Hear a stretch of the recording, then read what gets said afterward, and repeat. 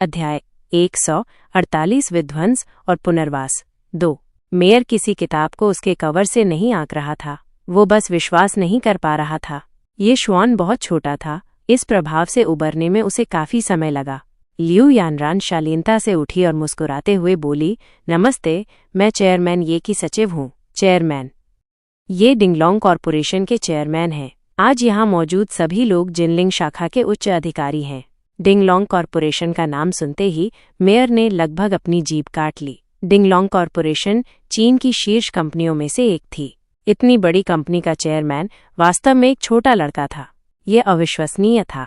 Mayor हैरान था और ये श्वसनीयन के प्रति उसका रवैया तुरंत सम्मानजनक हो गया। ऐसी पहचान के साथ अगर उसने कहा कि वो झेंगयांग गांव के विध्वंस और पुनर्वास में मदद करना चाहता है तो इस मामले को सुलझा हुआ माना जाएगा।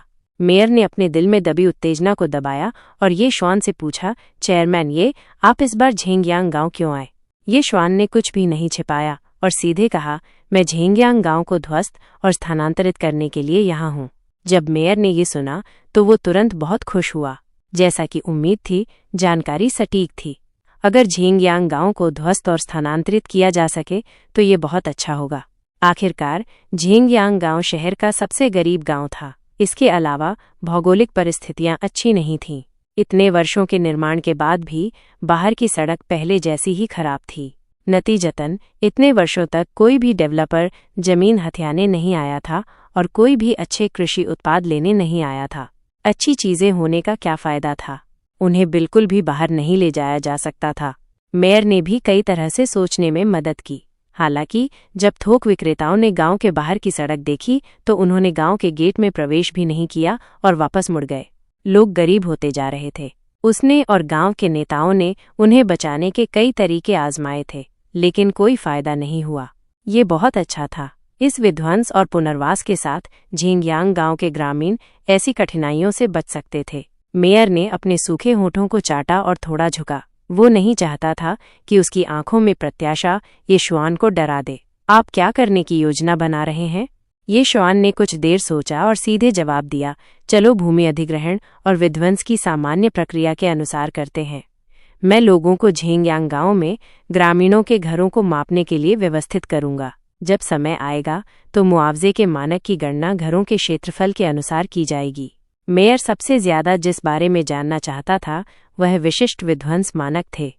यदि मानक बहुत कम थे तो इन ग्रामीणों को स्वयं कुछ पैसे देने पड़ सकते थे। झेंगयांग गांव के गरीब ग्रामीणों के लिए ये पैसा जुटाना बहुत मुश्किल था।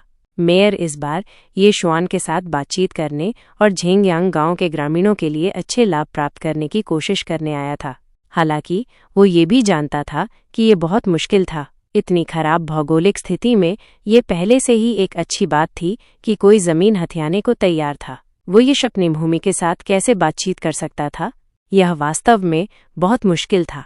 हालांकि झेंगयांग गांव के ग्रामीणों को शांति से रहने और काम करने के लिए मेयर ने पहले ही मन बना लिया था। वो अब और अपमानित नहीं हो सकता था। उसे पूरी ताकत लगानी पड़ी।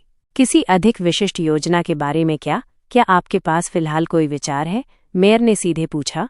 ये श्वान ने सिर हिलाया। मैं घरों के लिए मुआवजा तैयार कर रहा हूँ। घरों के स्थान के लिए मैंने पहले ही इसकी योजना बना ली है। शहर में तियानक्सुआन रियल एस्टेट द्वारा तैयार किए गए कुछ नए घर हैं। यदि ग्रामीण घर नहीं चाहते हैं तो ठीक है, हम नए घरों की कीमत के अनुसार आपको मुआवजा दे सकते हैं। ये सुनकर मेयर अवाक रह गया। गांव की जमीन का अधिग्रहण किया जाएगा और गांवों को शहर में संपत्तियों से मुआवजा दिया जाएगा। इसके अलावा ग्रामीणों को उनके वर्तमान घरों के आकार के आधार पर मुआवजा दिया जाएगा। यदि ग्रामीण घर नहीं चाहते थे तो वे इसे कुछ पैसे के बदले में बदल सकते थे। यह एक अत्यंत अच्छी बात थी। क्या चेयरमैन ये यहाँ दयालु बनने आए थे? मेयर ने 8 या 9 साल के ये श्वान को देखा और फिर ये श्वान के अविश्वसनीय रूप से सुंदर चेहरे को देखा। उसे गंभीरता से संदेह होने लगा कि क्या ये स्वर्ग से भेजा गया सौभाग्यशाली बच्चा था, है ना? ये बिल्कुल भी कोई व्यापारी नहीं था। इस बीच अन्य अधिकारी सदमे से भौचक्के होकर अविश्वास से ये श्वान को देख रहे थे। वे घृणा से भरे हुए थे। वे झेंगयांग गांव के क्यों नहीं थे? किसी को ये जानना होगा कि शहर में ऊंची कीमत वाली संपत्तियां थोड़ी महंगी नहीं थीं। यदि वे दशकों की कड़ी मेहनत के बाद शहर में इतनी संपत्तियों के बदले में कुछ प्राप्त कर सकते थे तो वे इसे स्वीकार कर लेंगे। उन्होंने ये सोचने की भी हिम्मत नहीं की कि वे अच्छी तरह से जी रहे हैं या शहर में रह रहे हैं। मेयर बहुत उत्साहित था। वह कुछ कदम आगे बढ़ा और ये श्वान का हाथ पकड़कर हिलाया। चेयरमैन, आप वास्तव में एक अच्छे व्यक्ति हैं। आपने जो किया वो वास्तव में झेंगयांग गांव के लोगों को बचाया। टाउन सरकार और झेंगयांग गांव के सभी लोगों की ओर से मुझे आपको धन्यवाद देना होगा। अन्य अधिकारियों ने भी ये श्वान के कार्यों की प्रशंसा की। चेयरमैन, आप वास्तव में बहुत उदार हैं। ये गरीबों की मदद करने के बराबर है। यह वेश में कोई दयालु कार्य नहीं है। यह सीधे तौर पर झेंगयांग गांव के आम लोगों को अमीर बनने की अनुमति देना है। झेंगयांग गांव के बच्चे बाहर जाकर बेहतर शिक्षा प्राप्त कर सकते हैं। उनका भविष्य भी नाटकीय रूप से बदल गया है। धन्यवाद चेयरमैन। मेयर बहुत खुश था और उसने तुरंत ये श्वान के साथ मौके पर ही एक समझौते पर हस्ताक्षर करने की इच्छा व्यक्त की। ऐसा नहीं था कि मेयर अधीर था, बल्कि उसे डर था कि ये श्वान इस पर विचार करेंगे और अपने शब्दों से मुकर जाएंगे। उसे तब चोट करनी थी जब लोहा गर्म हो। अप्रत्याशित रूप से ये श्वान बिना सोचे समझे सहमत हो गया। उन्होंने मेयर के काम करने के तरीके की प्रशंसा भी की। अगर सभी नेता मेयर की तरह हो सकें तो हमारे देश की आर्थिक गति निश्चित रूप से एक और स्तर पर पहुंच जाएगी। कहानी जारी रहेगी।